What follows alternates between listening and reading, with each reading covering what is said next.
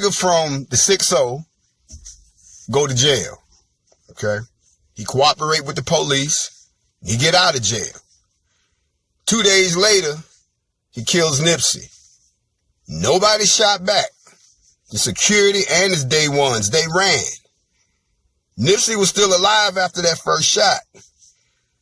The shooter, he slowly run away. Then he turned around, he came back. And still not one of his homies and not one security shot at him. Then he finished the job. He shot Nipsey in the head. Then he slowly ran off again, only to turn around and come back again. He kicked Nipsey in the head. Then he slowly ran off the scene with not one shot being fired. After the assassination of $1 million Crip in front of his store, in his hood, surrounded by gang members. That don't add up. There's a lot of stuff that's not adding up right now. But to all the folks out here in Los Angeles, okay, y'all delivered, but our work ain't done. It's a lot of stuff that's got to go on. Let me look at what some of y'all saying. I don't really just speak, but let me see. I see that KSC said, that's what I don't understand. And old boy do anything said, I've been saying that. I swear, and then a girl came back and said, and still no one came out until the coast was clear. Yeah. A lot of people saying that there was a conspiracy. The feds sent them. Y'all already know what my question was. How did police couldn't find a paid informant? He's on the run. From who? He worked for you. Okay. Closer to home, y'all. Closer to home. Kaya said either they was posers or there's a bigger issue. There is a bigger issue. But when we brought the bigger issue up, you see how many of our own people tried to talk us down? You saw how many people tried to downplay it. Nah, this ain't got nothing to do with that. Nah. They try to trivialize it. It's just somebody hating. Operation COINTELPRO use our own people against us. Operation Black Messiah use our own people against us. Society Today uses our own people against us. They got the men against the women against the men, the old against the young. Divide and conquer, y'all. So before I go, I'm going to say it again. So a nigga from the 6-0 go to jail. Cooperate with the police. Get out of jail. 2 days later, he kills Nipsey. Nobody shot back. Security and his day ones ran. Nipsey was still alive after the first shot. The shooter slowly ran off, then he doubled back. Still not one homie or security shot at him. He then finishes the job by shooting Nipsey in the head, and he slowly runs off again just to double back again to kick Nipsey in the head, and then slowly runs off the scene with not one shot being fired. After the assassination of $1 million Crip in front of his store, in his hood, surrounded by gang members. No police.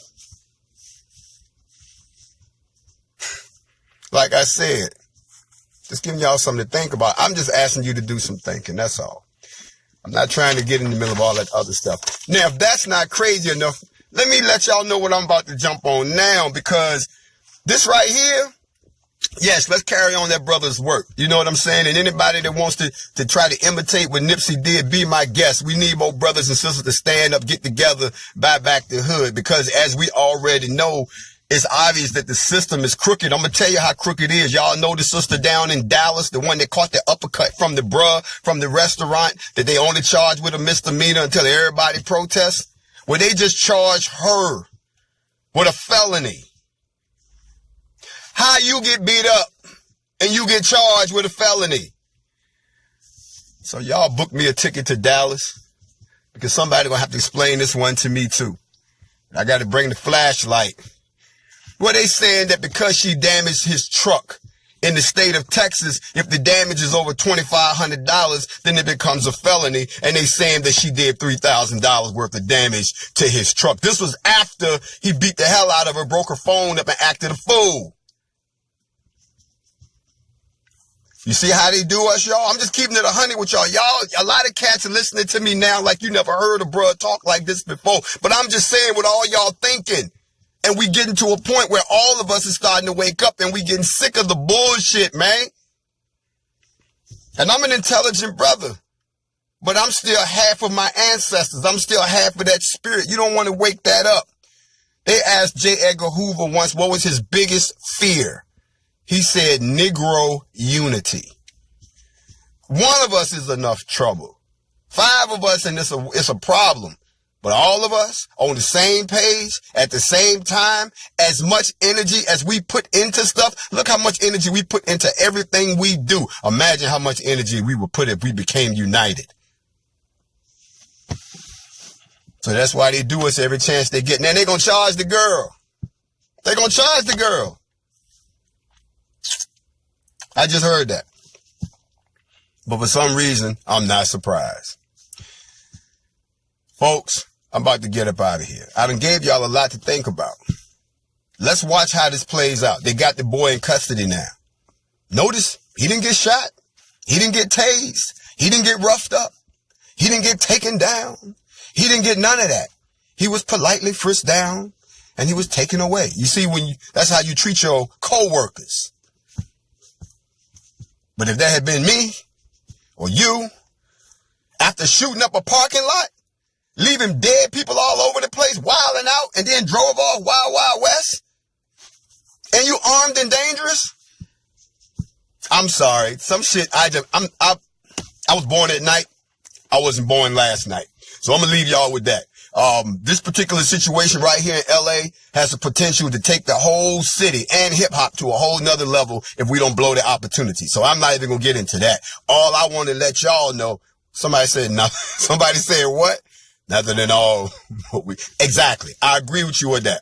Yeah, we all know stuff don't add up and people get killed for less. That's true. But just think about this. There's too many red flags right here.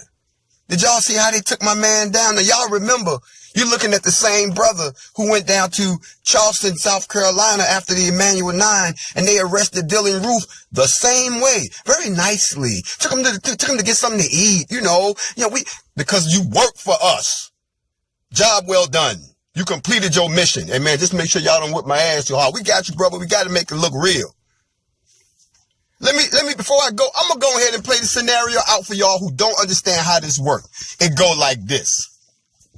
I'm the vice president of pharmaceutical operations at AbbVie Pharmaceuticals, which is headquartered in Chicago, Illinois. I'm using them as an example because y'all know them. That's one of the companies that make Humira. You see the drug commercials all the time. They're trying to help treat you, not cure you. Well, all of a sudden we hear through the grapevine that one of the up and coming positive rappers that's stepping outside of hip hop, that's trying to buy back the block, that's trying to help his own people, that's trying to stop them from victimizing us even more than what they already had. We hear about him, somebody that if he starts talking, people might start listening. See, some of y'all so silly that when you try to talk, it makes sense. We won't listen to you because you're such an idiot, like Kanye West. But not Nipsey. So I done heard that. Well, wait a minute. He about to do what? He about to start talking about what? We make $446 billion a year. No. We already own lobbyists in the government. We already own the FDA. It's big business. It's gangsterism. So what do? I put a phone call in to the feds. Look, I got a problem. Where the problem at? It's out in L.A. Oh, yeah. We can take care of that. So the feds, who we got? Well, we got my mans down there in L.A. All right, let them know it's about to go down. They reach out to their peoples. I can imagine the conversation. We want you to kill Nipsey Hussle. You want me to kill him? Yeah, we need you to take him out. That's your boy, right? Well, he ain't my boy. I mean, we need you to take him out. You know what we need you to take him out. Don't worry, we got you. Bruh, you want me to shoot him in broad daylight? Bruh, who you work for? We need you to take him out. Don't worry, we'll take care of the cops. Won't be no cops around. Won't be nobody within, won't be nowhere close to where you. Don't worry, we're going to give you the weapon and everything. Notice they ain't talking nothing about a weapon. Confiscating the weapon, the ballistics, bullets, we ain't heard nothing. Normally, they take bullets the day of the crime and they back. We looking for da-da-da-da-da. We looking for a 38. We done did the ballistics. Woo, woo, woo. We got DNA. When they shot Keith Lamont Scott in Charlotte, they claimed they got DNA and fingerprints off of a gun that I did not see him have when he got out of the truck. But you ain't heard none of that. So we're going to need you to go down there. We need you to